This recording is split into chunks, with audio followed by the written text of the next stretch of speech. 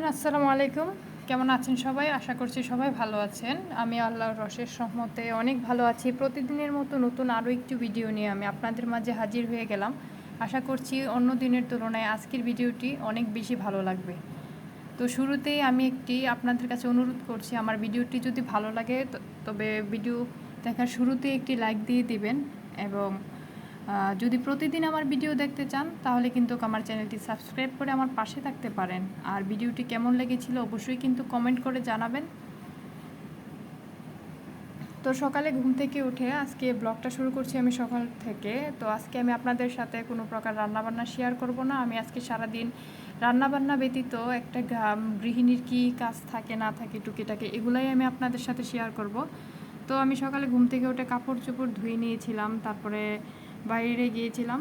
তো সন্ধ্যায় নাস্তা করার জন্য কেক বিস্কিট নিয়ে আসিয়েছিলাম, এগুলো আমি বক্সের থেকে প্যাকেট থেকে বক্সে রেখে দিয়েছি। তারপর আমি চলে আসলাম রান্নাঘরে। তো রান্নাঘরে কিছু থালা বাসন ছিল, এগুলো মেজে নিয়েছি। তো থালা বাসনগুলো মেজে নিচ্ছি। তারপরে আমি আমার রান্নার যে আরও অনেক কিছুই আছে যেগুলো আমি নিত্য নৈমিত্তিক ব্যবহার করে থাকি, এগুলো কিন্তু ক্লিন করব। টাইলসগুলো ক্লিন করে নিয়েছি, যেহেতু প্রতিদিন মশলা জাতীয় অনেক খাবার দাবার রান্না করা হয় কম বেশ, সেহেতু কিন্তু অনেক রান্নাঘরে কিন্তু অনেক তেল কাজটা জমে যায়। এগুলা কিন্তু উঠাতে অনেক কষ্ট হয়। আমি এগুলা নর্মালি ঠান্ডা পানি এবং ভিম সাবান দিয়ে ধুয়ে নিচ্ছিলাম, কিন্তু আমি কিন্তু গ্লাসগুলোতে গরম পানি এবং ধার যে জালিগুলো থাকে ওইগুলো দিয়ে কিন্তু মেজে আমি ক্লিন করব। তো এই যে আমি আমার বেসিনটা কিন্তু ক্লিন করে নিচ্ছি।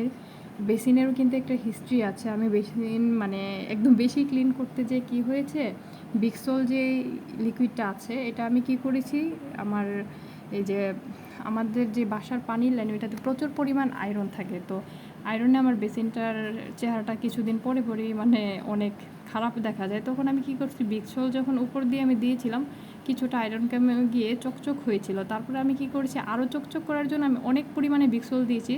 দেখা গেছে কি তখন ওই জায়গাতে কিন্তু আয়রন ছিল না। তো বিক্সলের কাজ হচ্ছে টাইলসের দাগ পরিষ্কার করা বা আয়রন দূর করা, কিন্তু এটাতে যেহেতু ছিল না সেহেতু আমার বেসিনটা কিন্তু একদম নষ্ট হয়ে গিয়েছে। এটাকে দেখলে কিন্তু মনে হয় যে অনেক নোংরা, কিন্তু আসলে কিন্তু এটা না। এটা আপনাদেরকে ক্লিয়ার করলাম বিষয়টা। তো এই চুলাটা কিন্তু অনেক আগের দিনের, অনেক পুরনো একটা চুলা, এটারও অনেক হিস্ট্রি আছে। তো এটাতে দেখা গেছে কি রং করলে হয়তো আরও সুন্দর দেখা যেত, কিন্তু এখন বাহির থেকে লুক এনে গিয়ে এটা যেহেতু লাইন গ্যাসের একটা ব্যাপার স্যাপার আছে, তো গ্যাস বলে একটা জিনিস ভয়ে একটা আতঙ্কে থাকি, যার জন্য এখন এই মুহূর্তে এটা করা সম্ভব না, ছাদে নিয়ে শুকাতে হবে। তো এই যে এই সাইডটা কিন্তু অনেক নোংরা হয়েছিল, আর আমি কিন্তু কথা বলতে বলতে অনেক কিছুই হয়তো বলা হয়নি। আমি কিন্তু থাই গ্লাসটা যে আমার কিচেনে মূলত দুইটা জানলা, আমি একটাই আপনাদের সাথে আজকে শেয়ার করছি। তো এই যে জানলাটা কিন্তু অনেক চকচক করে ক্লিন করে নিয়েছিলাম অল্প সময়ের মধ্যে যতটুকু পেরেছিলাম আর কি। তো এই যে রান্নার আরও কিছু সরঞ্জাম ছিল, এগুলোও কিন্তু ক্লিন করে নিচ্ছি।